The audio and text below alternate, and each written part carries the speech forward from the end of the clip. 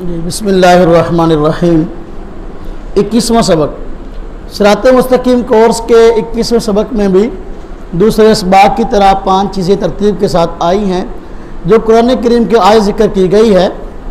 اس کا عنوان قائم ہوا ہے شان اہل بیت۔ تو اہل بیت علیہم الرضوان کی یہاں پر اللہ رب العزت نے جو ہے وہ فضیلت کو ذکر فرمایا ہے۔ اعوذ باللہ من الشیطان الرجیم بسم اللہ الرحمن الرحیم فرمایا انما یرید اللہ لیذھب عنکم الرجس اہل البیت ویطہرکم تطہیرا۔ فرمایا انما یرید اللہ تعالیٰ جو ہیں وہ تو یہی چاہتے ہیں لیذھب عنکم الرجس کہ وہ تم سے گندی چیزوں کو دور کر دیں، اے نبی کے گھر والوں، وَيُطَهِّرَكُمْ تَطْهِيرًا اور تم کو خوب پاک اور صاف کر دیں۔ انما یرید اللہ لیذھب عنکم الرجس اہل البیت، اللہ یہی چاہتے ہیں کہ تم سے گندگی کو دور کر دے اے نبی کے گھر والوں، وَيُطَهِّرَكُمْ تَطْهِيرًا اور تم کو خوب اچھی طرح پاک اور صاف کر دے۔ فائدے میں کہا گیا اللہ تعالیٰ چاہتے ہیں کہ نبی علیہ السلام کے گھر والوں کو ان احکام پر عمل کرا کر خوب پاک و صاف کر دیں اور ان کے مرتبے کے موافق ایسی قلبی صفائی اور اخلاق کی سترائی عطا فرمائیں جو دوسروں سے ممتاز اور فائق ہو۔ یہاں تطہیر سے مراد تہذیب، تصفیہ قلب اور تذکیر باطن کا وہ اعلیٰ مرتبہ ہے جو اولیاء کو حاصل ہوتا ہے اور جس کے حصول کے بعد وہ انبیاء کی طرح معصوم تو نہیں ہوتے مگر محفوظ کہلواتے ہیں۔ کہتے ہیں یہاں اہل بیت سے ازواج مطہرات ہی مراد ہیں کیونکہ اس آیت سے پہلے تمام تر خطابات ازواج مطہرات ہی سے ہوئے ہیں۔ یہ بھی دیکھ لیں ذرا حب صحابہ و اہل بیت کے عنوان کے تحت عقائد میں صحابہ کرام اور اہل بیت علیہم الرضوان کے ساتھ محبت رسول اللہ صلی اللہ علیہ وسلم کے ساتھ محبت کی علامت ہے۔ صحابہ کرام اور اہل بیت رضی اللہ عنہم دونوں سے بغض یا ان دونوں میں سے کسی ایک سے محبت اور دوسرے کے ساتھ بغض رسول اللہ صلی اللہ علیہ وسلم سے بغض کی علامت ہے۔ عفت امہات المومنین حضور صلی اللہ علیہ وسلم کے اہل بیت جن کا اولین مصداق امہات المومنین رضی اللہ عنہن ہے، ان کو پاک دامن اور صاحب ایمان ماننا ضروری ہے۔ بات کو سمجھیں، اللہ رب العزت نے نبی کریم صلی اللہ علیہ وسلم کو دو آپ کی خیر خواہ جماعتیں جو ہیں عطا فرمائی تھی، ایک صحابہ کرام کی جماعت تھی اور ایک اہل بیت کی جماعت تھی۔ اہل بیت کی جماعت بھی نبی پاک صلی اللہ علیہ وسلم سے محبت کرنے والی، صحابہ کرام کی جماعت بھی نبی پاک صلی اللہ علیہ وسلم سے محبت کرنے والی۔ اہل بیت سے مراد نبی پاک صلی اللہ علیہ وسلم کے گھر کے افراد ہیں۔ کون ہیں؟ آپ کے گھر کے افراد۔ اب اہل بیت میں آپ کے گھر کے افراد ہیں تو بھئی گھر کے افراد میں بیوی بھی شامل ہوتی ہے، بچے بھی شامل ہوتے ہیں، ایسے ہی ہے نا جی۔ اس لیے اہل سنت والجماعت کا عقیدہ نظریہ یہ ہے کہ جب نبی پاک صلی اللہ علیہ وسلم کی اہل بیت کا لفظ بولا جائے اس سے نبی پاک صلی اللہ علیہ وسلم کی بیویاں بھی مراد ہیں جو امہات المومنین ہیں اور نبی پاک صلی اللہ علیہ وسلم کی اولاد بھی ہے۔ بات سمجھ آ گئی؟ شیعہ حضرات نے آج اہل بیت کا نئی مفہوم نکال لیا۔ وہ کیا؟ وہ اہل بیت سے محبت کا لیبل لگا کر صحابہ کرام پہ تنقید کرتے اور نبی پاک صلی اللہ علیہ وسلم کی بیویوں پہ تنقید کرتے۔ اہل بیت کا نیا مفہوم کیا نکال لیا کہ نبی پاک صلی اللہ علیہ وسلم کی بیویاں یہ تو اہل بیت نہیں ہیں اور نبی پاک صلی اللہ علیہ وسلم کی اولاد جو ہے وہ اہل بیت ہے۔ اولاد اہل بیت ہے یعنی گھر کا فرد ہے، لیکن جو بیویاں امہات المومنین یہ گھر کا فرد نہیں ہے۔ اب آپ مجھے بتائیں کہ پوری دنیا کا کسی بھی عقل مند آدمی سے یہ بات پوچھ لو نا تو وہ یہی بات کہے گا کہ اہل بیت گھر والے جو ہیں گھر کے افراد میں بیوی پہلے شامل ہوتی ہے، اولاد بعد میں شامل ہوتی ہے۔ آپ اللہ جن کی شادی نہیں ہوئی اللہ ان سب کی شادی کرا دے۔ آپ جب آپ کی شادی ہوگی تو آپ کے گھر کا فرد پہلے آپ کی اولاد ہوگی یا آپ کے بچے ہوں گے؟ پہلے بیوی ہے نا، پہلے گھر والی گھر میں آتی ہے اولاد بعد میں آتی ہے نا، ایسے ہی ہے نا۔ بیوی پہلے گھر کا فرد بنتی ہے، بچے گھر کا فرد بعد میں بنتے ہیں۔ بچے تو بعد میں آتے ہیں، کسی کے بچے ہوتے ہیں کسی کے ہوتے بھی نہیں ہیں۔ ہاں جی، تو بچے بعد میں گھر کا فرد، بیوی گھر کا فرد پہلے. آپ دیکھیں، آپ نے کبھی دیکھا غور کیا ہوگا کہ شادی کارڈ جو ہے، شادی کارڈ گھروں کے اندر آتا ہے، اس کے اوپر لکھا ہوتا ہے مثلاً جو ہے جناب عباس صاحب جو ہیں بما اہل و عیال لکھا ہو شادی کارڈ کے اوپر. اب اس کا کیا مطلب ہے؟ اس کا مطلب ہوتا ہے کہ عباس صاحب بھی شادی پہ آئے، ان کی گھر والی بھی آئے، ایسا ہی ہے نا، اور سارے بچے بھی آ جائیں، ایسا ہی ہے نا. تو اب اگر کوئی آدمی یہ اس کا مطلب سمجھے کہ شادی کارڈ پہ جو ہے بما اہل و عیال لکھا ہے، اس کا مطلب کہ عباس صاحب اکیلے آ جائیں، ان کی بیوی نہ آئے، تو اس کو جوتے پڑنا چاہیے نا جو یہ بات کہے کہ بھی اہل و عیال بھی لکھتا ہے، تو یہ بھی کہنا کہ تیری بڈھی نہ آوے. وہ بڈھی نہیں آؤگی تو پھر گھر والے کتوں آگے؟ پھر بھائی گھر والی جو ہے وہ تو گھر کا فرد پہلے ہوتی ہے. اگر ماں کو گھر سے نکال دو بچے کہاں سے آئیں گے؟ یہ نبی پاک صلی اللہ علیہ وسلم کی بیویاں امت کی ماں ہیں، حضرت خدیجہ امت کی ماں ہے. اب کہو حضرت فاطمہ تو گھر کا فرد ہے، خدیجہ گھر کا فرد نہیں ہے، بیوقوفی نہیں. حضرت خدیجہ تو گھر کا فرد پہلے ہیں، تو بیوی گھر کا فرد پہلے ہے. حضرت عائشہ اہل بیت میں پہلے شامل ہے، حضرت حفصہ اہل بیت میں پہلے شامل ہے، حضرت فاطمہ رضی اللہ عنہا اور حضرت زینب اور حضرت رقیہ یہ گھر کا فرد ہیں، لیکن ان کا نمبر امہات المومنین کے بعد ہے. چونکہ وہ امہات المومنین کو مانتے نہیں ہیں، نبی پاک صلی اللہ علیہ وسلم کی بیویوں سے ان کو عقیدت نہیں ہے، ہاں جی، اس لیے نبی پاک صلی اللہ علیہ وسلم کی بیویوں سے بغض رکھتے ہیں، ان پر تنقید کرتے ہیں جس طرح کے صحابہ کرام پر تنقید کرتے ہیں. اس لیے آج لیبل لگا لیے کہ ہمیں اہل بیت سے محبت ہے. یہ جو سنی لوگ ہیں ان کو اہل بیت سے محبت نہیں ہے، اور حضرت حسین رضی اللہ عنہ سے محبت کرتا ہے، حضرت عائشہ رضی اللہ عنہ سے محبت نہیں کرتا، حالانکہ ایک ماں ہے اور دوسرا بیٹا ہے. یہ کیسی محبت ہے؟ اہل بیت کے اندر تقسیم یہ دنیا کا کوئی عقل مند نہیں کرے گا کہ ماں اور بیٹے کو الگ کر دو. بات سمجھ میں آئیے، ماں گھر کا فرد پہلے ہے اور بیٹا گھر کا فرد بعد میں ہے.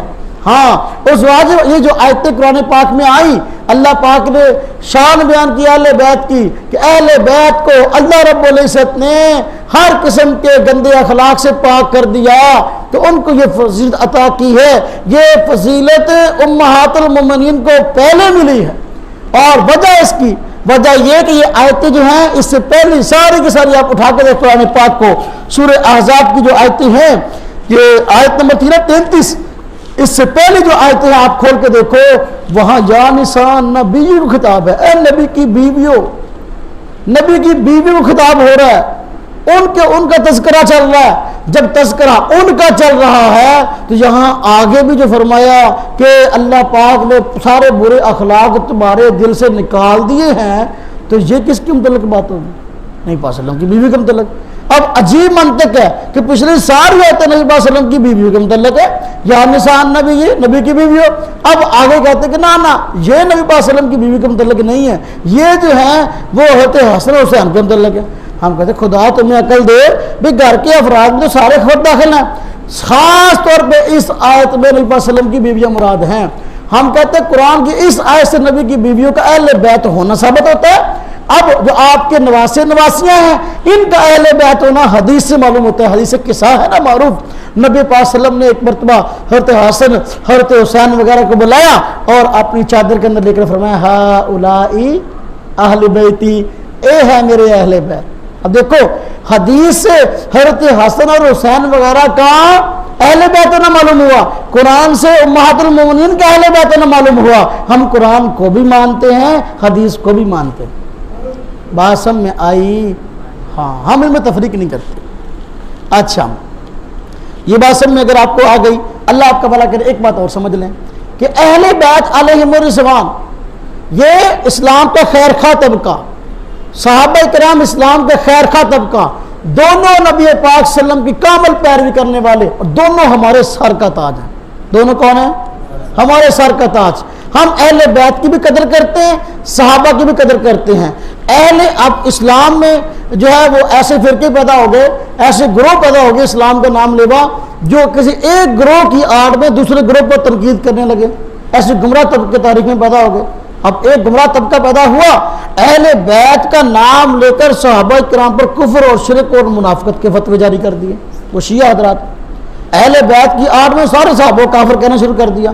یہ راہ راست پہ نہیں ہے. دوسرا فرقہ اس کے الٹ پیدا ہوا، خوارج اور ناس بھی، انہوں نے کیا کرنا شروع کیا، وہ انہوں نے صحابہ کرام کے دفاع کی آڑ کے اندر اہل بیت کو جو ہے نعوذ باللہ من ذالک تنقید کا نشانہ بنا لیا، اور یہاں تک کہنا شروع کر دیا حضرت حسین رضی اللہ عنہ صحابی نہیں ہے، حضرت حسن صحابی نہیں ہے، حضرت علی رضی اللہ عنہ خلیفہ راشد نہیں ہے۔ تو یہ سب گمراہ لوگ ہیں، خوارج بھی، نواسب بھی اور اپنا شیعہ بھی، اس کے درمیان میں صراط مستقیم پر اہل سنت والجماعت ہے کہ اہل بیت بھی ہمارے سر کا تاج اور صحابہ کرام بھی ہمارے سر کا تاج ہے، ہم دونوں کی عزت اور قدر کرتے ہیں، کسی ایک کا نام لے کر ایک کی سائڈ لے کے دوسرے پہ تنقید نہیں کرتے، ہم سب کا ادب و احترام کرتے ہیں۔ نبی پاک صلی اللہ علیہ وسلم کی دو خواہشیں تھیں، ایک خواہش یہ تھی کہ اللہ میرا جی چاہتا ہے، حدیث میں آپ نے فرمایا اللہ تعالیٰ میرا جی چاہتا ہے کہ میں تیرے رستے میں شہید ہو جاؤں، ثم احیا، ثم اقتل، پھر مجھے زندگی ملے میں پھر شہید ہو جاؤں، پھر زندگی ملے پھر شہید ہو جاؤں، یہ آپ کی حدیث ہے، ثم احیا ثم اقتل، ثم احیا ثم اقتل، اللہ میرا جی چاہتا ہے تیرے رستے میں شہید ہو جاؤں، پھر زندہ ہوں، پھر شہید ہوں، پھر زندہ ہوں، پھر شہید ہوں، یہ آپ کی خواہش تھی۔ لیکن آپ کو اس طرح جو ہے، جس طرح اعلان جو ہے وہ کسی آدمی کو شہید کیا جاتا ہے، نبی پاک صلی اللہ علیہ وسلم کے ساتھ یہ معاملہ پیش نہیں آیا، کیوں؟ اس کی وجہ تھی، اس طرح اگر شہید کی جاتا قیامت تک کے لیے امت کے لیے بڑے مسائل ہوتے، ان کا حوصلہ ٹوٹ جاتا، کافر تانا دیتے تمہارے نبی کو ہم نے اعلان جو ہے وہ جو ہے ہم نے جو ہے قتل کیا ہے۔ اس لیے آپ کی خواہش تھی یہ کہ میں اللہ کے راستے میں شہید ہوں، خواہش آپ کی تھی، تو اس لیے اس خواہش کو ایک خیر خواہ جماعت جو آپ کی تھی، آپ کے اہل بیت میں اس خواہش کو انہوں نے پورا کیا۔ حضرت علی رضی اللہ عنہ شہید ہو گئے، حضرت حسن رضی اللہ عنہ شہید ہو گئے، حضرت حسین رضی اللہ عنہ شہید ہو گئے، یہ شہادت کی لمبی داستان ہے، آپ کا جی چاہتا تھا کہ میں شہید ہو جاؤں، تو اب اس خواہش کو آپ کے اہل بیت نے پورا کیا، یہ اسلام کی ایک عظیم خدمت، بات سمجھیں گے؟ دوسری آپ کی خواہش تھی جس دین کو میں لے کے آیا ہوں یہ پوری دنیا کے اندر پھیل جائے، یہ آپ کی خواہش تھی، اس کے لیے دن رات آپ نے ایک کیا ہوا تھا، آپ کی اس خواہش کو صحابہ کرام نے پورا کیا۔ کس نے پورا کیا؟ صحابہ کرام، پوری دنیا کے اندر آپ کا دین پھیلا دیا۔ جب نبی پاک صلی اللہ علیہ وسلم کا انتقال ہو گیا، صحابہ کرام پوری دنیا کے اندر پھیل گئے، کونے کونے کے اندر، آپ کوئی ملک کوئی جگہ آپ کو ایسے نہیں ملے گی، دور دراز جہاں جا کے دیکھ لیں صحابہ کرام کی وہاں قبریں نہ ہوں، افریقہ کے جنگل ہو یا افغانستان یا ہندوستان یا اور دنیا کوئی علاقہ ہو، ہر علاقے میں صحابہ کرام گئے ہیں اللہ کے دین کو پھیلانے کے لیے اور نبی پاک صلی اللہ علیہ وسلم کے مشن کو پھیلانے کے لیے۔ آپ کی دو خواہشیں تھیں، ایک یہ کہ شہید ہو جاؤں، اس خواہش کو پورا کیا اہل بیت نے، دوسری خواہش تھی کہ پوری دنیا کے اندر میرا مشن پھیل جائے، اس کی خواہش کو پورا کیا صحابہ کرام کی جماعت نے۔ ہم صحابہ کرام کی بھی قدر کرتے ہیں اور اہل بیت کی بھی۔ ونڈ کرنا سیکھو، ونڈ خریدی کی ہیں، اگر یہ آپ یہ کورس میں باتیں سمجھ لیں گے نا پوری زندگی کسی کو سمجھا سکیں گے کہ ایک قربانیاں صحابہ کرام کی ہیں، ایک قربانیاں اہل بیت کی، ہم دونوں کی قدر کرتے ہیں، دونوں ہمارے سر کا تاج ہیں۔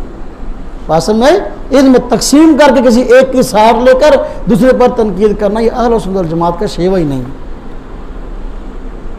بات سمجھ آئی؟ ہاں جی، اللہ اکبر۔ امہات المومنین، امت کی مائیں، قرآن نے کہہ دیا، ہاں جی، النبی اولیٰ بالمومنین من انفسہم، نبی پاک صلی اللہ علیہ وسلم کی ذات جو ہے وہ تو تمہیں اپنی جانوں سے زیادہ عزیز ہونی چاہیے، اور ازواج امہاتہم، اور نبی کی بیویاں امت کی مائیں ہیں۔ تو اب امت کی مائیں ہیں، اپنی ماں پر تنقید کون کرتا ہے؟ آپ مجھے بتائیں، یہ کسی پہ ہٹ کی بات نہیں ہے، یہ غور کرنے کی بات ہے۔ قرآن نے کہا نا، کسی مولوی نے تو نہیں کہا کہ نبی کی بیویاں امت کی مائیں ہیں۔ اب شیعہ حضرات امہات المومنین پر تنقید کرتے ہیں، ایسا رضی اللہ تعالیٰ عنہ پر نعوذ باللہ ایسے تنقید کرتے ہیں زبان سے کہنے کو جی نہیں چاہتا۔ حضرت حفصہ رضی اللہ عنہ پر ایسے الفاظ بولتے ہیں زبان سے کہنے کو جی نہیں چاہتا۔ ماں پہ تنقید کون کرتا ہے؟ ماں کے قدموں تلے جنت ہے، سب کہتے ہیں نا ماں کے قدموں تلے۔ اب جو آدمی ماں پہ تنقید کرے گا وہ جنت میں جا سکتے ہیں؟ وہ جنت میں نہیں جا سکتا۔ یہ مسئلہ میں آپ کو بڑا سادہ سمجھا رہا ہوں، یہ ہر آدمی کو پتہ ہے ماں کے قدموں تلے جنت ہے. جنت میں کون جائے گا؟ جو ماں کا قدردان ہے. جو ماں کو ستا لیا جس نے اپنے اوپر رحمت کا دروازہ بند کر دیا. جس پہ رحمت کا دروازہ بند ہو گیا اللہ کے غضب کا شکار ہو گیا. اچھا آگے دیکھیں مشاجرات صحابہ کرام رضی اللہ عنہم. توجہ کیجیے گا ذرا، وقت تھوڑا رہ گیا. مشاجرات صحابہ کرام رضی اللہ عنہ میں حق حضرت علی رضی اللہ عنہ کی جانب تھا اور ان کے مخالف خطا پر تھے، لیکن یہ خطا انادی نہ تھی بلکہ خطا اجتہادی تھی، اور خطا اجتہادی پر تان اور ملامت جائز نہیں بلکہ سکوت واجب ہے، اور اس پر ایک اجر کا حدیث پاک میں وعدہ ہے. سمجھے ذرا اس بات کو. یہ بھی مسئلہ وسقت اتنا الجھایا جاتا ہے کہ آدمی پریشان ہو جاتا ہے. ابھی اصل بات ہے کیا؟ جب اسلام آیا نبی پاک صلی اللہ علیہ وسلم اور آپ کے صحابہ کی ترقی کو دیکھ کر کافر پریشان ہو گئے، اور انہوں نے بہت سازشیں کی، بہت انہوں نے دن رات ایک کیا بھی کس طریقے سے مسلمانوں کی زیادہ آگے نہ بڑھے، مسلمانوں کو ترقیاں نہ ملے. لیکن الحمدللہ اللہ نے وعدہ کیا تھا پوری دنیا کے اندر اسلام پھیل گیا. نبی پاک صلی اللہ علیہ وسلم کے زمانے میں کافر سازشیں کرتے رہے لیکن ان کا کوئی خاطر خواہ نتیجہ نہ نکلا. اب خلفائے راشدین کا دور آیا. خلفائے راشدین کے دور میں بھی ابوبکر صدیق رضی اللہ عنہ کا دور، عمر فاروق رضی اللہ عنہ کا دور، 22 لاکھ مربع میل پہ حکومت مسلمانوں کی قائم ہو گئی. اتنا بڑا اقتدار. کافر بیچارے یہ ہمیشہ سے پریشان رہے کہ مسلمان جو ہیں یہ ان کی ترقی کو کس طریقے سے ہم جو ہے وہ رکاوٹ ڈالیں گے ترقی کے اندر اور ان کو آپس میں لڑا دیں. جب حضرت عثمان رضی اللہ عنہ کو خلیفہ بنایا گیا، عمر رضی اللہ عنہ جو ہے وہ بہت زیادہ طبیعت کے جو ہے نا وہ اللہ آپ کا بھلا کرے سیدھے تھے.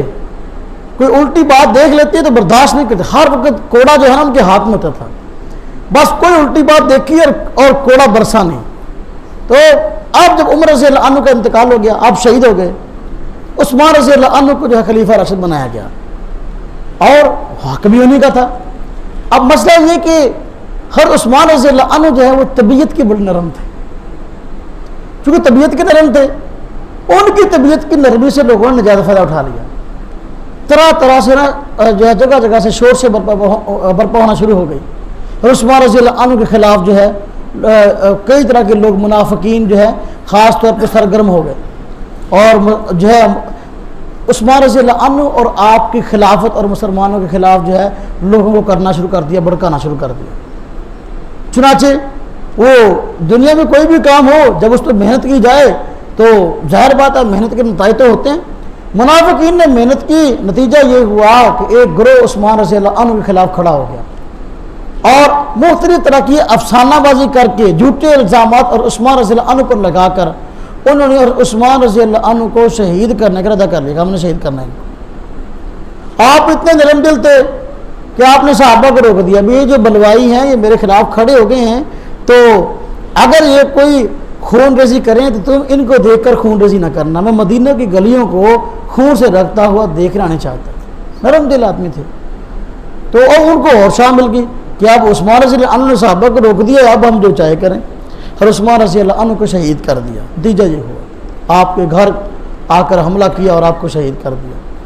اب جب عثمان رضی اللہ عنہ کو توجہ کرنا، اور عثمان رضی اللہ عنہ کو جب شہید کر دیا تو اب مسئلہ آیا سامنے خلافت کا. حضرت علی رضی اللہ عنہ کو مسلمانوں نے خلیفہ راشد منتخب کر لیا. جب حضرت علی رضی اللہ عنہ خلیفہ بن گئے، اب یہ مسئلہ سامنے آیا کہ جن لوگوں نے اور عثمان رضی اللہ عنہ کو شہید کیا ہے ان لوگوں کو قتل کیا جانا چاہیے، سزا ملنی چاہیے. اس بات پہ سب مسلمان متفق تھے کہ قاتلین عثمان سے بدلہ لینا چاہیے اور ان کو سزا دینی چاہیے. لیکن مسئلہ یہ ہوا کہ اس مسئلے میں دو رائے ہوگی، جو ہے ان سے بدلہ ابھی لینا ہے یا ٹھہر کے لینا ہے.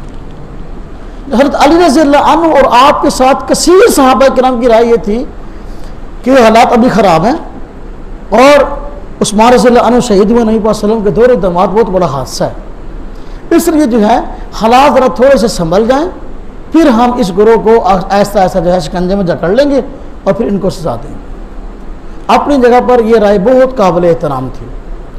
دوسری طرف صحابہ کرام کی ایک بہت بڑی دوسری جماعت تھی جن کی رائے یہ تھی کہ بھائی خلیفہ راشد کا قتل ہے آپ وسلم کے دور داماد کو شہید کیا گیا، اتنے قریبی رشتہ دار کے جب ساتھ یہ حال کیا گیا، اب علی رضی اللہ عنہ خلیفہ بن گئے، کیا گارنٹی ہے اس بات کی کہ جن لوگوں نے عثمان کو شہید کر دیا علی کو شہید نہیں کریں گے؟ یہ تو ان کے تو ہاتھ کو اور کھل جائیں گے، یہ تو اور جرائم کریں گے، اس لیے ان کو سزا جلدی ملنی چاہیے۔ یہ صحابہ کرام کی ایک بڑی جماعت کی رائے ہو گئی۔ اب اس مسئلے میں اختلاف ہوا، اختلاف رائے عقل مند لوگوں کے درمیان ہو جاتا ہے، اختلاف رائے میں کوئی حرج نہیں ہے، لیکن ہٹ درمی اور ضد بری چیز ہے۔ اختلاف رائے کرنا، عقل مند لوگ اپنی عقل سے کوئی رائے دے دیں، اس میں اختلاف ہو جائے، کوئی عجیب بات نہیں ہے۔ اب اس طرح دو رائے سامنے آ گئی، ایک جماعت کی رائے تھی علی رضی اللہ عنہ کے ساتھ جو صحابہ کرام تھے کہ بدلہ ٹھہر کے لینا ہے قاتلین عثمان سے، اور دوسری جماعت کی رائے تھی قاتلین عثمان سے بدلہ فی الفور لینا ہے۔ اور ان میں جو ہے وہ کہہ لو کہ جو سرکردہ حضرات میں سے تھے، ان میں حضرت معاویہ رضی اللہ عنہ جو سرکردہ حضرات میں سے تھے جو کہتے تھے کہ فی الفور بدلہ لینا۔ اب ہوا یوں کہ منافقین کو اس اختلاف رائے کو دیکھ کر مسلمانوں کو آپس میں لڑوانے کا موقع مل گیا۔ دونوں طرف سے تھا تو اختلاف رائے، آپس کے اندر کوئی ضد نہیں تھی، کوئی دشمنی نہیں تھی، کوئی بات نہیں تھی، منافقین کو موقع مل گیا۔ انہوں نے کیا کیا، اس اختلاف رائے کو دشمنی میں بدلنے کے اندر کردار شروع کر دیا۔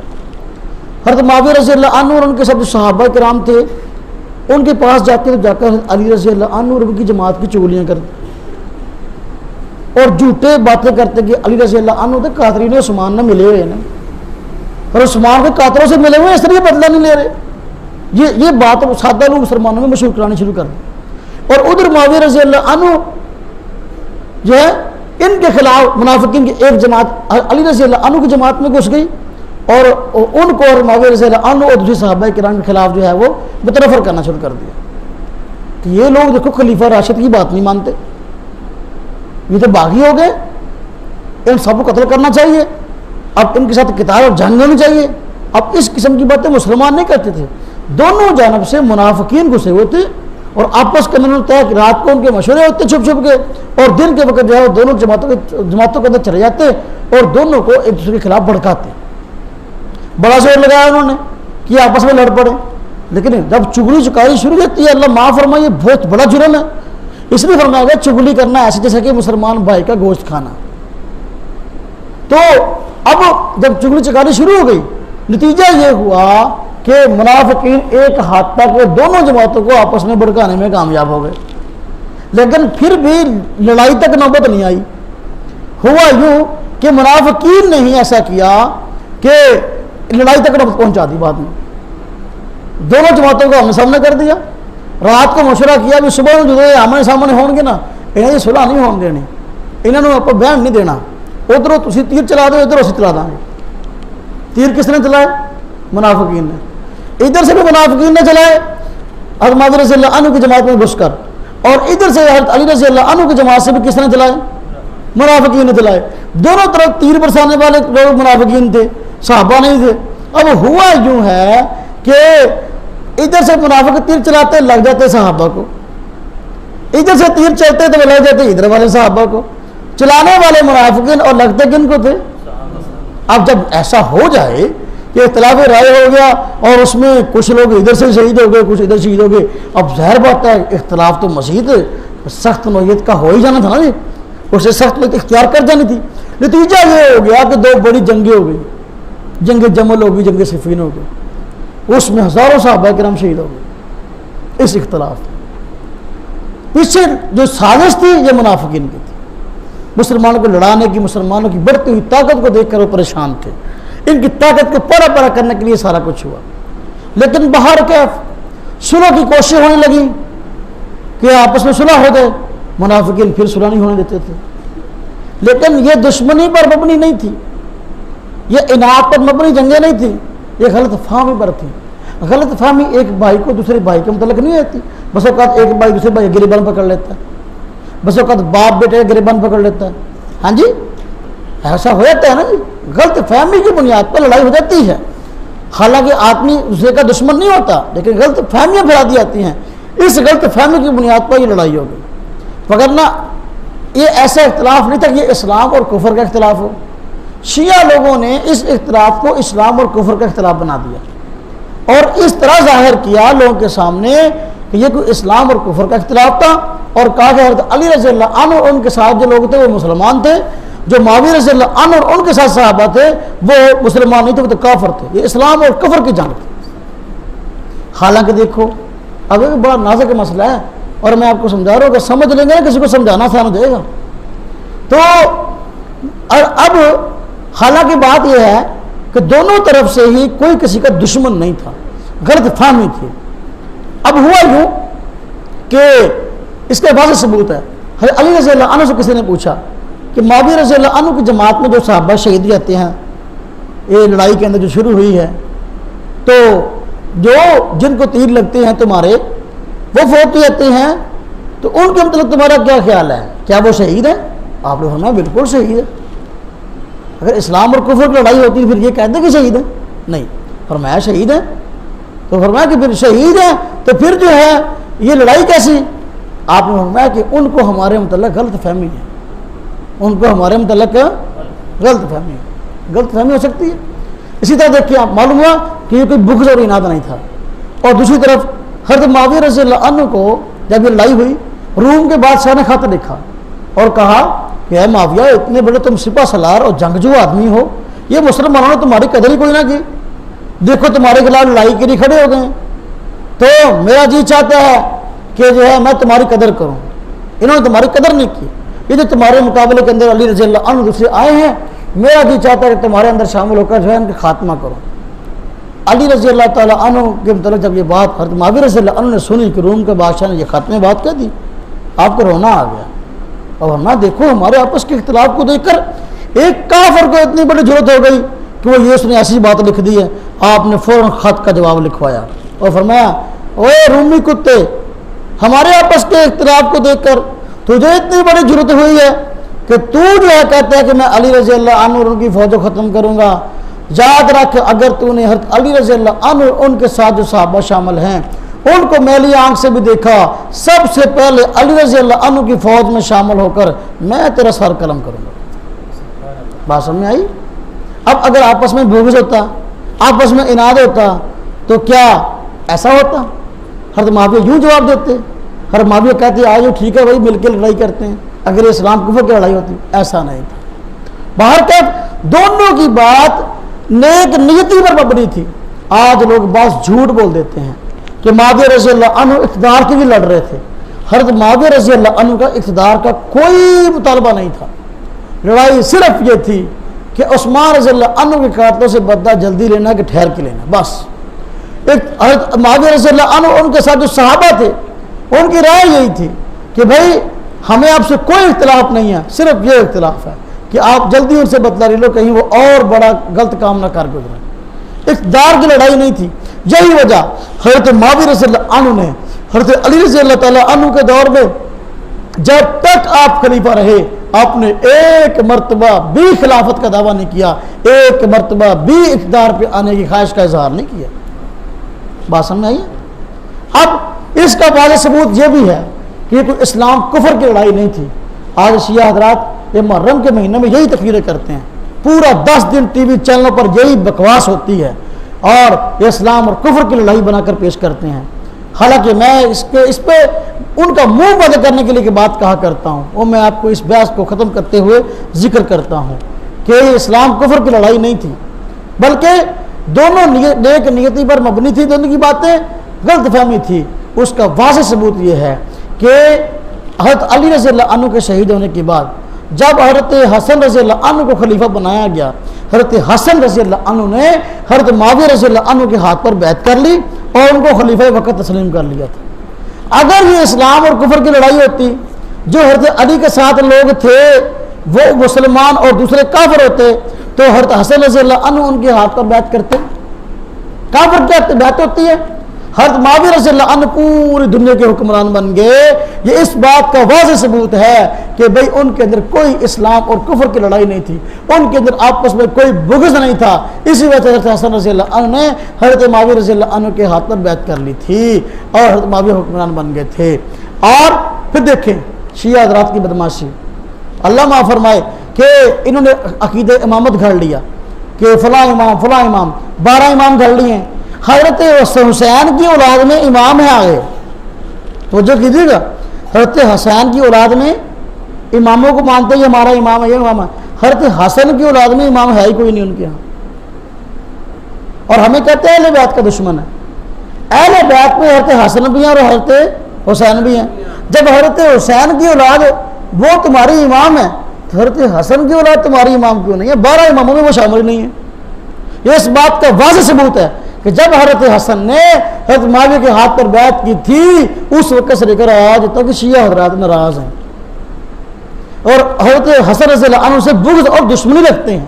ہمیں کہتے ہیں اہل بیت کے دشمن ہو، اگر تم حضرت حسن سے بغض نہیں رکھتے تم حضرت حسن کی اولاد میں امام کیوں نہیں مانتے؟ ان کی اولاد کے فضائل کیوں نہیں بیان کرتے؟ آپ کبھی جاؤ ان کی مجلسوں میں، اللہ معاف فرمائے، وہ حضرت حسین کے فضائل بیان کریں گے، حضرت حسن کے فضائل بیان نہیں کرتے۔ حضرت حسن جو ہے اہل بیت کا فرد نہیں ہے، اسی وجہ سے کہ انہوں نے حضرت معاویہ کے ہاتھ میں بیعت کر لی تھی، آج تک یہ ناراض ہے، آج تک ان کی اولاد میں کسی کو امام نہیں مانا۔ بات سمجھ آئی ہے؟ تو یہ اختلاف رائے تھا، یہ مشاجرت صحابہ کا جو عنوان کہیں گے، اس کا مطلب یہ ہے کہ صحابہ کرام میں جو آپس میں جو ہے اختلافی رائے اور آپس کے اندر جو ہے یہ جو لڑائیاں ہو گئی، ان اختلافات میں ہمارا کیا موقف ہے؟ اور سنت والجماعت کا موقف یہ ہے کہ دونوں جماعتیں اپنی اپنی جگہ برحق تھیں اور دونوں کی باتیں نیک نیتی پر مبنی تھیں۔ ہاں ایسا ہے کہ ایک کی رائے جو ہے وہ زیادہ صحیح تھی، دوسری جماعت کی رائے صحیح تو تھی لیکن دوسری کے مقابلے میں زیادہ صحیح نہیں تھی۔ ہم کہتے دیکھو اب اللہ کا بھلا کرے، حضرت علی رضی اللہ عنہ، حضرت حسین حضرت علی رضی اللہ عنہ، ان کے ساتھ جو صحابہ تھے ان کی بات ٹھیک تھی، ان کا موقف ٹھیک تھا اور زیادہ صحیح تھا۔ حضرت معاویہ رضی اللہ عنہ، ان کے ساتھ جو صحابہ تھے ان کی رائے ٹھیک تو تھی لیکن حضرت علی رضی اللہ عنہ کے مقابلے میں زیادہ ٹھیک نہیں تھی۔ ایسا نہیں تھا کہ ایک کفر ایک اسلام تھا، نہیں، اور بہتر رائے جو حضرت علی رضی اللہ عنہ کی تھی، غلط کہہ لو، غلط کے معنی کہ اناد اور ضد پر مبنی ایسی کوئی رائے ہو جس سے اسلام کو نقصان پہنچانا مقصد ہو، ایسی رائے حضرت معاویہ کی بھی نہیں تھی۔ اس لیے جو دونوں شریعت کے ماہر تھے، حضرت علی بھی حضرت معاویہ بھی، اور دونوں طرف صحابہ کرام بھی دین کے اعلیٰ علمبردار تھے۔ ہم کہتے ہیں حدیث میں آیا ہے جب ایک مسئلہ میں کوئی مسئلہ سامنے آ جائے، اس مسئلہ میں جو ہے وہ دو رائے ہوں، اب اگر شریعت کا ماہر غور کرنے کے بعد ایک رائے کو اپنا لیتا ہے، یہ بخاری شریف میں روایت ہے، اگر اس کی رائے درست ہے اس کو دوہرا اجر ملے گا، اگر اس کی رائے خطا و مبنی ہے پھر بھی اس کو گناہ نہیں ہے، اس کو ایک اجر ضرور مل جائے گا۔ ہم کہتے ہیں حضرت علی رضی اللہ عنہ اور ان کے ساتھ جو صحابہ ہیں تو ان حضرات کے لیے دوہرا اجر ہے کیونکہ ان کی رائے درست تھی اور بہتر تھی، اور حضرت معاویہ رضی اللہ عنہ ان کی رائے جو ہے وہ زیادہ بہتر نہیں تھی، ان سے خطا ہوئی ہے لیکن خطا پر بھی ان کے لیے ایک اجر ضرور ہے۔ نبی پاک صلی اللہ علیہ وسلم کے فرمان کے مطابق جو ہے ان میں سے کوئی بھی آدمی گناہ گار نہیں ہے۔ بات سمجھ آ گئی ہے؟ اوپر سے تو نہیں گزر گئی؟ اچھا،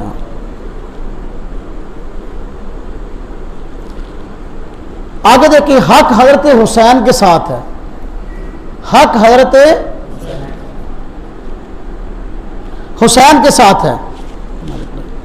حضرت حسین رضی اللہ عنہ اور یزید کے بامی اختلاف میں حضرت حسین رضی اللہ عنہ حق پر تھے اور یزید کی حکومت نہ خلافت راشدہ تھی نہ خلافت عادلہ، اور یزید کے اپنے عملی فسق سے حضرت معاویہ رضی اللہ عنہ بری ہیں۔ یہ بھی سمجھ لیں، صحابہ کرام کا آپس میں اختلاف ہوا، ہم نے کہا کہ ہم دونوں کی قدر کرتے ہیں، ہم دونوں کی قدر کرتے ہیں اور ان میں سے کسی ایک پر بھی تنقید نہیں کرتے۔ یہ اہل سنت والجماعت کا موقف ہے۔ جو اہل بیت علی رضی اللہ عنہ وغیرہ پر تنقید کرے وہ آدمی ناسبی ہے، اور جو تنقید کرے حضرت معاویہ رضی اللہ عنہ پر وہ رافضی ہے، نام رافضی ہے یا ناسبی ہیں۔ ہم اہل سنت والجماعت ہیں، دونوں طرف صحابہ تھے، ہم دونوں قدر کرتے ہیں، لیکن جب معاملہ آ گیا یزید کا حضرت حسین کا، اب دیکھو ان دونوں میں صحابی کون ہے؟ جو صحابی ہے ہم اس کی صفائی بھی دیں گے، اس کے ساتھ بھی ہیں اور اس کی رائے کو بہتر بھی کہیں گے۔ جو صحابی نہیں ہے ہم اس کی صفائی بھی دینے کو تیار نہیں۔ حضرت حسین رضی اللہ عنہ اور یزید میں صحابی کون تھا؟ اور حسین رضی اللہ عنہ۔ یزید صحابی نہیں ہے، یزید صحابی نہیں ہے، حضرت حسین صحابی ہیں، اور صحابہ کرام کے بارے میں اللہ نے فرما دیا کہ سب جنتی ہیں۔ حضرت حسین رضی اللہ عنہ جنتی ہیں۔ جب آپ یہ معاویہ رضی اللہ عنہ کے بعد معاویہ رضی اللہ عنہ خلافت عادلہ تھی، یزید اقتدار پہ چڑھ آیا، اقتدار پہ خود چڑھ گیا۔ حضرت معاویہ رضی اللہ عنہ کے بعد اس نے خلاف شریعت کام کیے ہیں۔ ان کاموں میں سے ایک کام مدینہ منورہ پر چڑھائی کرائی، جس میں جو ہے اللہ آپ کا بھلا کرے مسجد نبوی کے اندر اذانیں بند ہو گئی تھی، اللہ معاف فرمائے۔ بیت اللہ پر حملہ ہوا ہے اور بیت اللہ گلاف جل گیا ہے، یا حضرت حسین رضی اللہ عنہ کو شہید کروایا ہے۔ آپ یہ سارے کام یزید کے ہیں، ہم یزید کے حامی نہیں ہیں، ہم یزید کی صفائی بیان نہیں کرتے۔ اب حضرت حسین حضرت معاویہ رضی اللہ عنہ کے بعد اگر یزید نے غلط کام کیے ہیں ہم اس کی صفائی نہیں دیتے، لیکن اس میں حضرت معاویہ کا بھی کوئی قصور نہیں ہے۔ بھائی باپ کے بعد اگر بیٹا خراب ہو جائے باپ کا قصور ہے؟ کیا خیال ہے بیٹے کا؟ بھائی باپ کا تو کوئی قصور نہیں ہے، بھائی باپ اپنی جگہ معظم اور مکرم، لیکن بیٹے کا جو قصور ہے ہم بیان کریں گے۔ یزید جو ہے یہ صحابی نہیں ہے، اس لیے ہم کہتے ہیں یزید فاسق و فاجر تھا، ہوا اہل سنت والجماعت کا اس کے ساتھ کوئی تعلق نہیں ہے۔ حضرت معاویہ رضی اللہ عنہ کے ساتھ ہے وہ صحابی رسول تھے اور وہ جنتی تھے، سب صحابہ کرام کے ساتھ جنت کا وعدہ کیا گیا ہے۔ بات سمجھ آئیے؟ حضرت حسین رضی اللہ عنہ جو ہیں وہ ان کا نام لے کر نبی پاک صلی اللہ علیہ وسلم جنتی فرمایا نا، نام لے کر نہیں فرمایا، الحسن والحسین سیدہ شباب اہل الجنہ، حسن اور حسین جو ہے جنت کے نوجوانوں کے سردار ہیں، فرمایا نا۔ ہاں جی، تو اب جب نام لے کے جنتی کیا دیا، یزید کا نام لے کے جنتی نہیں کہا، ہمیں جو ہے اس کی پرواہ کرنے کی ضرورت بھی نہیں ہے، حق حضرت حسین کے ساتھ ہے۔ بات سمجھ آئی ہے؟ ہاں جی، اللہ آپ کا بھلا کرے۔ اور بعض لوگ ایک روایت ہے کہ جو لوگ جو ہے وہ اپنا سمندری جہاد میں جو ہے شریک ہوں گے ان کے متعلق نبی پاک صلی اللہ علیہ وسلم نے فرمایا کہ ان سب کی بخشش ہو جائے گی، کہتے ہیں یزید بھی اس میں گیا تھا۔ بات یہ ہے کہ جنت کی بشارت اس آدمی کے لیے ہے جو اس کے علاوہ کوئی کفر یا کام نہ کرے، اس کے علاوہ کوئی اور غلط کام نہ کرے۔ اگر اس نے یہ کام کیا بھی ہو لیکن اس کے بعد کام غلط بھی کیے ہیں، آپ بتاؤ کہ یہ خوشخبری اس کے لیے نہیں ہو سکتی کیا؟ اب یہ روایت میں تو یہ بھی لکھا، مولانا عبدالرشید نعمانی صاحب نے لکھا ہے حادثہ کربلا کے اندر کہ یزید جو ہے وہاں جانے پہ راضی نہیں تھا، اس کی زبردستی بھیجا گیا، جو راضی نہیں تھا اس کو زبردستی بھیجا گیا، تو اس کو کیا ثواب ملے گا؟ ایک بندہ نماز پڑھ راضی نہیں، تک دے کے مسیطے لے آؤ اور کھڑا کر دو، وہ پھر بھی نماز سے انگڑائیاں لائیے ہوئے، کدی ہاں جی الٹا کدی سیدھا وقت پاس کرنا جڑا ہوا، ان کو ثواب ملنا۔ جو آدمی راضی نہیں ہے آنے کے لیے اس کو کیا ثواب ملے گا؟ ہم یزید کیا ملے؟ یزید کا نام لے کے جنتی نہیں فرمایا، حضرت حسین کا نام لے کے جنتی فرمایا، اس لیے ہم حضرت حسین کے ساتھ ہیں۔ ہم کس کے ساتھ ہیں؟ ہم حسینی ہیں، لیکن حضرت حسین کی آڑ میں نہ ہم حضرت معاویہ پر تنقید کرتے ہیں نہ صحابہ کرام پر تنقید کرتے ہیں۔ شیعہ کا طرز ہے کہ یہ جب واقعہ اب محرم آتا ہے حضرت حسین کی شہادت کو بیان کے عنوان بنا کر جو ہے اب صحابہ کرام پہ تنقید، خلفائے راشدین پہ تنقید، امہات المومنین پہ تنقید، ان پہ کفر نفاق کے فتوے، جس کی یہ رائے ہو وہ اپنی صراط مستقیم پہ کبھی نہیں ہو سکتا۔ بات سمجھ آئی ہے؟ اچھا، اس سبق کے اندر حدیث رہ گئی ہے، توجہ کیجئے گا، حدیث رہ گئی ہے۔ حدیث کا عنوان ہے تہجد 8 رکعت مسنون ہے اور وتر 3۔ تہجد کتنے رکعت مسنون ہے؟ ہاں جی 8 رکعت، اور وتر کتنے مسنون ہے؟ 3۔ حدیث دیکھ لیں، حضرت ابو سلمہ بن عبد الرحمن رضی اللہ عنہ سے روایت ہے۔ یہ روایت کہاں لکھی ہوئی ہے؟ کہتے بخاری شریف جلد 1 صفحہ 154، مسلم شریف جلد 1 صفحہ 254۔ بخاری کی روایت ذرا کان کھول کے سن لینا، بخاری کی روایت میں اس لیے کان کھلا کے سناتا ہوں کہ وہ جو ہے نا وہ بخاری شریف دکھاتے ہیں اپنے من پسند کے مسائل کے لیے، جو مسائل ان کے حق میں نہیں ہوتے نا اس میں بخاری چھپا لیتے ہیں۔ یہ بخاری شریف کی حدیث ہے، تہجد 8 رکعتیں اور وتر کتنے؟ 3۔ دیکھیں حضرت ابو سلمہ بن عبد الرحمن رضی اللہ عنہ سے روایت ہے کہ انہوں نے ابو سلمہ بن عبد الرحمن سے روایت ہے کہ انہوں نے حضرت عائشہ رضی اللہ عنہا سے دریافت کیا کہ رمضان میں آن حضرت صلی اللہ علیہ وسلم کی نماز کیسی ہوتی تھی۔ انہوں نے فرمایا کہ آن حضرت صلی اللہ علیہ وسلم رمضان اور غیر رمضان میں 11 رکعتوں سے زیادہ نہیں پڑھا کرتے تھے۔ پہلے 4 رکعتیں پڑھتے، پس کچھ نہ پوچھو وہ کتنی حسین اور طویل ہوتی تھی، پھر 4 رکعتیں پڑھتے اور پھر 4 رکعتیں اور پڑھتے، پس کچھ نہ پوچھے کہ وہ کتنی حسین اور لمبی ہوتی تھی، پھر 3 رکعتیں وتر پڑھتے تھے۔ معلوم ہوا تہجد کی 8 رکعت سنت ہے اور وتر 3 رکعت واجب ہے۔ ہاں جی، حدیث کس کتاب میں؟ بخاری شریف میں۔ حدیث کی کتاب میں ہے، مسلم شریف میں. اس سے معلوم ہوا تہجد کی رکعتیں کتنی ہیں؟ 8. وطر کتنے ہیں؟ رمضان غیر رمضان میں فرمایا پورا سال نبی پاک صلی اللہ علیہ وسلم وطر کتنے پڑھتے تھے؟ 3. یہ روایت کس کتاب میں ہے؟ بخاری میں. آپ دیکھو جو باقی مسائل میں بخاری دکھاتا ہے اس کو چاہیے کہ وطر کے مسئلے میں بخاری کیوں چھوڑتا ہے؟ نبی پاک صلی اللہ علیہ وسلم کی بیوی آپ وطر گھر میں پڑھتے تھے. نبی پاک کی بیوی فرما رہی ہیں پورا سال نبی پاک صلی اللہ علیہ وسلم 3 وطر پڑھتے تھے. ایک کتوں کٹ لے آیا. یہ جو ایک وطر اس نے نکال لیا، اس نے کہاں سے نکال لیا؟ پورے سال کا معمول ہے. ایسے ایسے ان بیان کر دیں رمضان غیر رمضان. بات سمجھ میں آئی ہے؟ ہاں. تو 8 رکعتیں تہجد اور 3 رکعت نماز وطر. اب جو آدمی کہتا ہے وطر جو ہے، اب سنیں 3 وطر سے جان چھڑانے کے لیے، اس کا انکار کرنے کے لیے کہ بہانہ ہاتھ میں ہے. کیا کہتے جی وطر جو ہے، وطر کا معنی تاغ 1 پڑھ لو، چاہے 3 پڑھ لو، چاہے 5 پڑھ لو، چاہے 7 پڑھ لو، چاہے 9 پڑھ لو، چاہے 11 پڑھ لو. ایک آدمی نے یہی بات مجھ سے کی، مجھے بڑی ہنسی آئی. میں نے کہا انہوں نے کہا پرندہ مجھے پھر یاد آ گیا جو کسی نے آج تک دیکھا نہیں ہے. یہ جو کہتے ہیں چاہے 1 پڑھ لو، 3 5 7 پڑھ لو، آج تک میں نے کوئی ایسا آدمی نہیں دیکھا جو 7 وطر پڑھتا ہو، جو 9 وطر پڑھتا ہو. یہ زبان سے کہتے ہیں لیکن آج تک کسی کو دیکھا نہیں ہے کہ وہ کہہ رہا کہ میں نے وطر پڑھے ہیں، 11 وطر پڑھے ہیں. یہ صرف 3 وطر سے لوگوں کی جان چھڑانے کے لیے اور آسانی کے لیے 1 وطر پڑھنے کے لیے طریقہ اختیار کیا گیا ہے. جو تین تو جان چھڑانے واسطے 1 پڑھن دیا وہ 9 پڑھو گا. ہاں جی، آج تک ہم نے نہیں دیکھا کسی آدمی نے جو ہم نے دیکھا کہ وطر جو ہے وہ 9 پڑھ رہا ہو. اصل بات یہ ہے کہ غلط فہمی لگ جانا یہ کوئی عجیب بات نہیں ہے، لیکن اڑ جانا یہ عجیب بات ہے. اصل میں جو رات کی نماز ہے اس پر قیام اللیل کا اطلاق بھی ہوا ہے.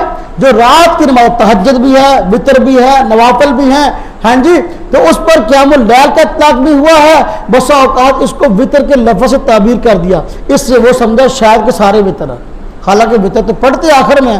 نبی پاک صلی اللہ علیہ وسلم نے ارشاد فرمایا ہے کہ وطر کو اپنی آخری نماز بناؤ. تو وطر آخری نماز ہوتی ہے رات کی نماز کے اندر. معلوم ہوا یہ حدیث بتا رہی ہے کہ ساری نماز وطر نہیں ہے. اور ساری نماز آپ نے 11 رکعتیں پڑھی، کہنا 11 رکعتیں وطر پڑھ لو. بھائی وطر آخر میں 8 رکعت نماز تہجد ہے. یہ جو 9 رکعتوں کا آ گیا، 7 کا آ گیا، وہ یہی بات ہے. 4 رکعت نماز تہجد کی ہے اور 3 رکعت جو ہے وہ وطر ہیں. تو بھائی اللہ سمجھ صحیح عطا فرمائے. اور جو ہے یہ وطر کا نام لے کر جو کہہ دیتے ہیں کہ وطر 1 پڑھ لو، 3 پڑھ لو، 5 پڑھ لو، 7 پڑھ لو، وہ 7 کبھی نہیں پڑھتے، وہ 9 کبھی نہیں پڑھتے، وہ 5 کبھی نہیں پڑھتے، وہ 9 کبھی نہیں پڑھتے. وہ صرف اپنے دل کو تسلی دینے کے لیے ایسی بات کرتے ہیں یا کسی اور کو برگلانے کے لیے. وہ صرف 1 ہی پڑھتے ہیں. اور 1 رکعت سے 1 رکعت نماز پڑھنے سے نبی پاک صلی اللہ علیہ وسلم نے منع فرمایا. 1 رکعت پڑھنے سے کیا فرمایا؟ منع فرمایا کہ 1 رکعت نماز ہوتی نہیں. کم از کم جو نماز ہے کتنی ہوتی ہے؟ 2 رکعت. اب اس پہ میں تھوڑی سی وضاحت کر دوں ذرا. نبی پاک صلی اللہ علیہ وسلم معراج پہ گئے. نبی صلی اللہ علیہ وسلم معراج پہ گئے، مختلف جگہ پر رستے میں جب حضرت جبریل کے ساتھ براق پہ سوار تھے، مختلف جگہ پر جو ہے آپ کو حضرت جبریل نے بتایا کہ یہاں اتریے 2 رکعت نماز نفل پڑھیے، یہاں رکیے 2 رکعت نماز نفل پڑھیے، یہاں رکیے 2 رکعت نماز نفل پڑھیے. آپ نے 2 رکعت نفل کا فرمایا. مثلا جب آپ مدینہ کے پاس سے گزرنے لگے، حضرت جبریل نے فرمایا یا رسول اللہ یہاں اتریے 2 رکعت نماز نفل پڑھ لیجیے. آپ نے فرمایا کون سی جگہ ہے؟ فرمایا یہ مدینہ ہے جہاں آپ نے ہجرت کر کے آنا ہے. اچھا، آپ اترے 2 رکعت نماز نفل پڑھ لی. آپ جو ہے پھر آگے اللہ آپ کا بھلا کرے ایک مقام آیا، حضرت جبریل نے کہا حضرت اتریے اور نفل پڑھ لیجیے. کون سی جگہ ہے؟ فرمایا کہ یہ کوہ طور ہے. اچھا، بابرکت جگہ ہے، موسیٰ علیہ السلام سے اللہ نے ہم کلامی کی تھی، لہذا جو ہے اترے اور 2 رکعت نماز نفل پڑھ لی. پھر آگے ایک اسٹاپ آ گیا، حضرت عیسیٰ علیہ السلام کا جائے پیدائش جو ہے وہ بیت لحم، وہاں فرمایا یہ کون سی جگہ ہے؟ فرمایا کہ بیت لحم ہے. اتریے اور نماز پڑھ لیجیے. آپ اترے 2 رکعت نماز نفل پڑھ لی ہے. انبیاء کو بھی آپ نے جو مسجد اقصی میں نماز پڑھائی ہے وہ 2 رکعت نماز نفل ہے. آپ دیکھو آپ کا سفر کتنا لمبا. ہاں جی، بیت اللہ سے شروع ہوا، آسمانوں تک کی سیر آپ نے کی، لاکھوں میل سفر کرنا تھا. جب آدمی کا سفر زیادہ ہو، مصروف اور وقت بہت کم ہو، سفر زیادہ ہو توجہ کیجیے گا، اور وقت بہت کم ہو، تو اس وقت آدمی جو ہے عام طور پر کوشش ہوتی ہے جی مختصر سے مختصر نماز پڑھو، مختصر سے مختصر نماز پڑھوں. یہ سفر بہت لمبا تھا. نماز پڑھنے کی نوبت آپ کو جہاں بھی آئی ہے, آپ نے نماز وہ پڑھی جو آپ کے ہاں مختصر سے مختصر تھی. آپ نے 2 رکعتیں نماز پڑھی, کہیں بھی 1 رکعت نماز نہیں پڑھی. اس سے معلوم ہوا کہ نماز کم از کم ہوتی 2 رکعت ہے, 1 رکعت نماز ہوتی نہیں. یہ 1 رکعت نماز جو نکال لی ہے وہ اصل میں اس روایت کا مطلب یہ ہے ہی نہیں. مطلب یہ تھا نبی پاک صلی اللہ علیہ وسلم جو ہے وہ رات کو قیام اللیل کرتے, تہجد پڑھتے. جب آپ صلی اللہ علیہ وسلم نے اپنی اس نماز کو ختم کرنا ہوتا تو بھائی 2 رکعتیں پڑھتے, اس کے ساتھ جو ہے 1 رکعت کا اور اضافہ کر دیتے, یعنی 3 رکعت نماز وتر پڑھتے. یہ مطلب نہیں تھا کہ ایک الگ پڑھتے. بات سمجھ آئی کہ نہیں آئی؟ اللہ میرا بھلا کرے. آپ حضرات توجہ نہیں کرتے. مسائل و احکام. جماعت کا حکم, جماعت کے ساتھ نماز پڑھنے کا کیا حکم ہے؟ کہتے ہیں جماعت کے ساتھ نماز پڑھنا ہر ایسے مسلمان آزاد عاقل بالغ مرد پر واجب ہے جس کو نماز باجماعت پڑھنے میں کوئی سخت مشقت یا حرج نہ ہو. یعنی کوئی مجبوری نہیں. جماعت میں نماز پڑھنا مردوں واسطے واجب ہے, گھر نماز پڑھ کے سخت گناہ گار. آپ نے فرمایا نا, فضائل اعمال میں حدیث ہے, نبی پاک نے فرمایا اگر مجھ کو عورتوں اور بچوں کا خوف نہ ہوتا, جو لوگ رات کو گھروں میں نمازیں پڑھ لیتے ہیں مسجد میں نہیں آتے, تو میں ان کے گھروں کو جلا دیتا. یہ ہے جماعت سے نماز پڑھنا مرد کے لیے واجب. ہاں جی, تو اب آزاد آدمی غلام جو ہے اس پہ واجب نہیں ہے جماعت سے نماز پڑھنا, کیونکہ وہ اپنے مالک کی خدمت میں لگا. آج کل تو غلام ہوتے ہی نہیں. خیر عاقل آدمی پاگل ہے تو وہ جماعت پر نماز پڑھنا ہے, لوگوں کی بھی خراب کرے گا. بالغ آدمی اس پہ واجب ہے, بچے پہ واجب نہیں ہے. بچوں کو ساتھ لائے آدمی تو سمجھا بجھا کے لائے تاکہ وہ ادب و احترام کے ساتھ مسجد میں ایک جگہ پر کھڑا ہو جائے, نماز میں شرارتیں نہ کرے. بچے کو مسجد میں لانا حرام نہیں ہے, لیکن سمجھانا جو ہے وہ ضروری ہے. مرد پر واجب ہے, عورت پر جماعت سے نماز پڑھنا واجب نہیں ہے. آپ صلی اللہ علیہ وسلم کے دور میں صرف جائز تھا, لیکن جب حالات خراب ہوئے, حالات بگڑ گئے, اب جو ہے جن شرائط کے ساتھ آپ نے عورت کو جماعت کے ساتھ نماز پڑھنے کی اجازت دی تھی وہ شرائط باقی نہ رہی. آپ نے فرمایا تھا اور جماعت کے ساتھ آئے نماز پڑھنے کے لیے تو گندے کپڑوں میں آئے, میلے کپڑوں میں. خون کی تو نکل دیا, کیوں نکل دیا نے؟ ہاں جی, باہر نکل دیا تو اپنے کپڑے جتیاں دکھان نکل دیا. میلے کپڑوں میں نکل سکتی ہی نہیں عورت باہر. کہیں بھی انہیں جانا تو اپنا میڈیکل سٹور تو یا ڈاکٹر کو دوائی بھی لین جانا نا, وہ بھی انہیں 2 گھنٹے پہلے تیاری کرنی ہے, اس تو بعد اس نے جانا ہے. حضرت عائشہ رضی اللہ عنہ فرماتی ہے نبی پاک صلی اللہ علیہ وسلم کے انتقال کے بعد اپنے دور میں کہ نبی پاک صلی اللہ علیہ وسلم اگر آج کی عورتوں کے حالات دیکھ لیتے, ان کو مسجدوں میں آنے سے منع فرما دیتے. معلوم ہوا آپ صلی اللہ علیہ وسلم کے انتقال کے بعد ہی حالات اس طرح بگڑنے شروع ہوئے کہ عورتوں نے ان شرائط کی رعایت کرنا چھوڑ دی جو ان کے لیے تھی. با پردہ ہو کر آئیں, آج کل با پردہ ہوتی نہیں ہے. شفون دے دوپٹے لے ہوئے, کسی نے منہ لپیٹیا, کسی نے وہ بھی لپیٹیا. برقع تو بڑی بات کی گل ہے. آپ نے فرمایا تھا خوشبو لگا کر آنا عورت کے لیے حرام ہے, اور رنگ برنگے پرفیوم لا کے عورتیں باہر نکل دی. ہاں جی, اب ان شرائط کی رعایت نہیں ہے. جب ان شرائط کی رعایت نہیں کرتی اس لیے مسجد میں آنے کی اجازت بھی نہیں ہے. نبی پاک صلی اللہ علیہ وسلم کے دور میں جو اجازت تھی تو وہ شرائط کے ساتھ تھی. بات سمجھ میں آ گئی ہے؟ اللہ آپ لوگوں کا بھلا کرے. جن موقعوں میں جماعت چھوڑنے کی اجازت ہے, کہتے جس صورت میں جماعت کے شریک ہونے میں جانی یا مالی نقصان کا خطرہ ہو, یعنی غالب گمان ہو یا سخت مشقت ہو یا نماز میں خلل آنے گمان ہو, تو ان صورتوں میں جماعت چھوڑنے کی اجازت ہے. گھر میں پڑھ لے, سخت بیمار ہو گیا بیچارہ یا کوئی جانی مالی خطرہ لاحق ہے اس کو, تو مجبوری ہے گھر میں نماز پڑھ لے, کوئی حرج نہیں ہے, پڑھ سکتا ہے. مصنون دعا دیکھیں, مریض کی عیادت کے لیے دعا. کوئی آدمی بیمار ہو جائے اس کی عیادت کرنا بہت اجر رکھتا ہے. نبی پاک نے فرمایا اللہ کی رحمت میں غوطہ لگانے والی بات ہے. کوئی آدمی بیمار ہو جائے تو اس کی بیمار کرسی کے لیے جانا, تو یہ کیا کریں, یہ بڑا اہم کام ہے. یہ جماعت سے نماز مردوں کے لیے واجب ہے نا, اس کی حکمتوں میں سے ایک حکمت یہ بھی ہے کہ جماعت سے نماز پڑھنا اس لیے واجب ہے کہ 5 وقت مسلمان نماز کے بعد ایک دوسرے سے ملیں گے, السلام علیکم, السلام علیکم, کیا حال ہے, ٹھیک ہے, ہیں. جب کوئی آدمی نماز میں نہیں آئے گا لوگ کہیں گے یار آج یہ عصر کی نماز میں فلاں آدمی نہیں آیا, آج مغرب کی نماز میں فلاں آدمی نہیں آیا, وہ ٹھیک ہو گئے, صحیح ہے, اللہ خیر کرے, کہیں بیمار تو نہیں ہے.